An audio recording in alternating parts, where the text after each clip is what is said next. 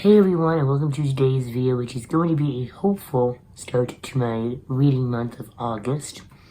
So you should be seeing this on August 1st, and this is going to be my TBR or my to be read for August. So my reading is getting jump started again, because I've been really in the mood just to pretty much read and diamond paint versus color.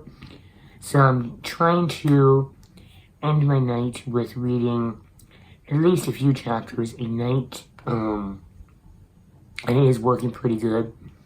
So in August, Sarah over at Steeped in Books is doing, sorry, I had to find my notebook that had it, is doing the Summer Fling read-along, and I don't know if there's other hosts, but I think other people to pick some of the prompts. So I have all the prompts written down here. I'm not going to read 12 books, but I do have books that will fit in with multiple categories, is what I try to do. So, so I can get situated here. So the prompts for the Summer Fling are Down Home Country, Big City Life, Author of Color, Hot and Spicy, Dark and Dangerous, Sweet and Clean, Road Trip, Friends to Lovers, Diversity, Disability Representation, Old School Historical, and Category Romance. So this is pretty much I think it's targeted around romance books, and I do have pretty much romance books here. So, the first book, which I'm going to admit for full on here, I'm going to be cheesing some of the prompts. There's no set rules,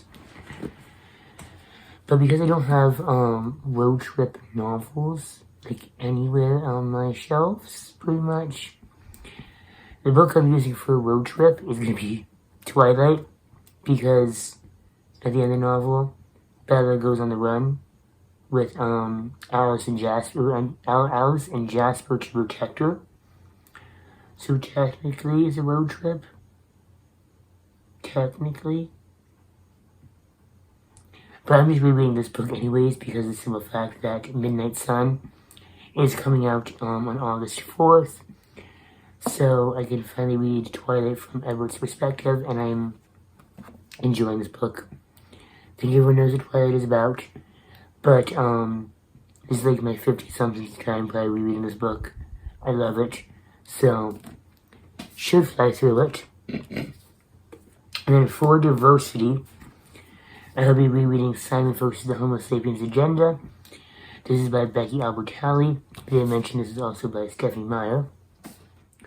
This one I picked for Diversity because I want to reread the book, watch the movie, and then move forward with reading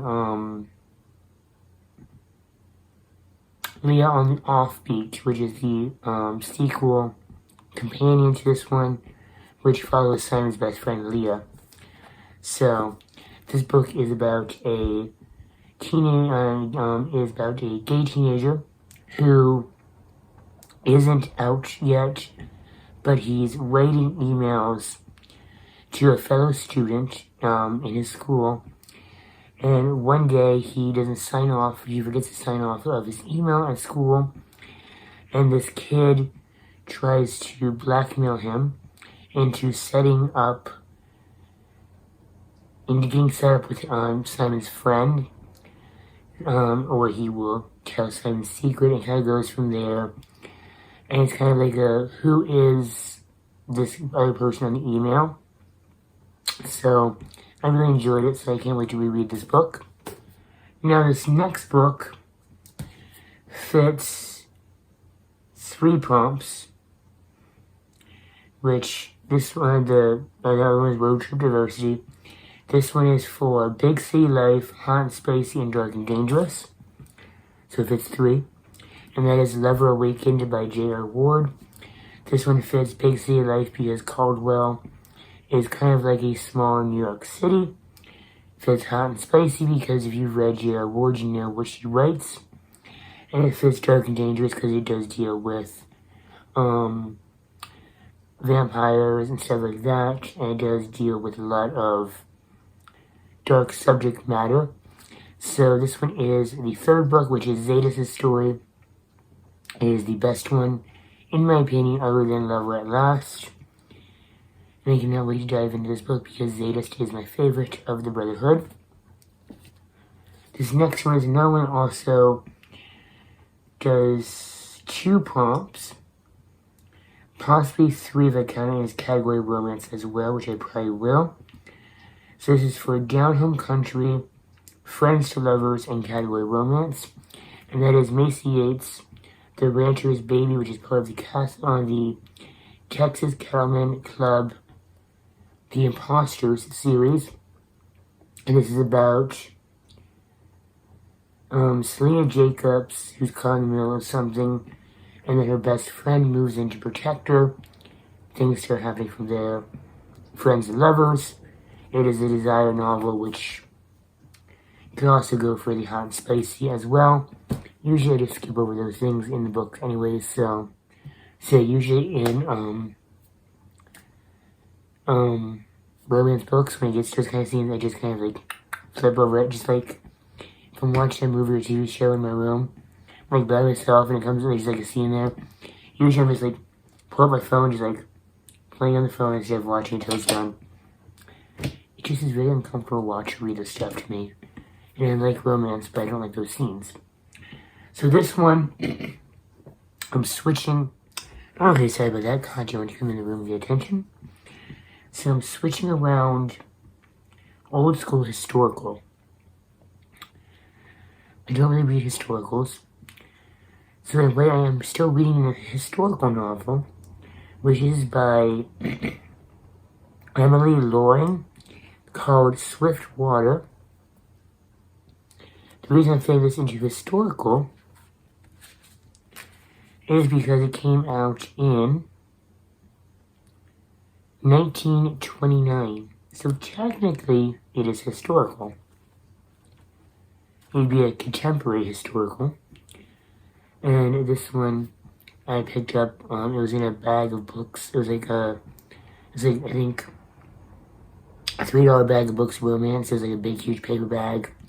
It was like one of, I want to say like maybe 60. And I had this one and another one from this era. It is number 39, I guess, in the series. Because there's just 39 there. So yeah, this is my kind of flip around for old school historical. I do have some historicals, so if that one didn't hit, I can try historical. So this one is for, actually, you know what?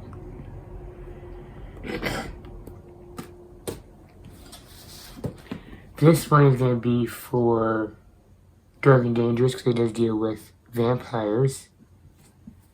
I just remembered something, actually. This one can go for Sweet and Clean and Road Trip. It is The Daddy Quest by Lori Handeland. And usually all the super romances are clean. But this one is about 13-year-old Rain Houston is on a quest. After discovering that her father is alive, she angrily packs her bag and goes off to find him, with only a 6-year-old orphan named Tim at her side. So technically, if they're not leaving Los Angeles or Las Vegas, could fit for Road Trip. So yeah, this one should be good, because normally the super romances are usually always really, really good, and they're not really, they're like more like it happens behind closed doors. And then for the last one here I have on my list, this would fit for author of color, because this is a Japanese author. So I picked up Shizuki Natsuki. I probably butchered that completely. Death from the Clouds.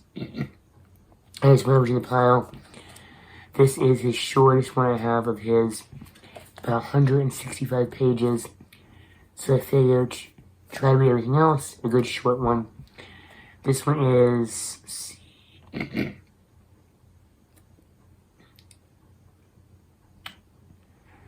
So I think this is about murders in a big rich family.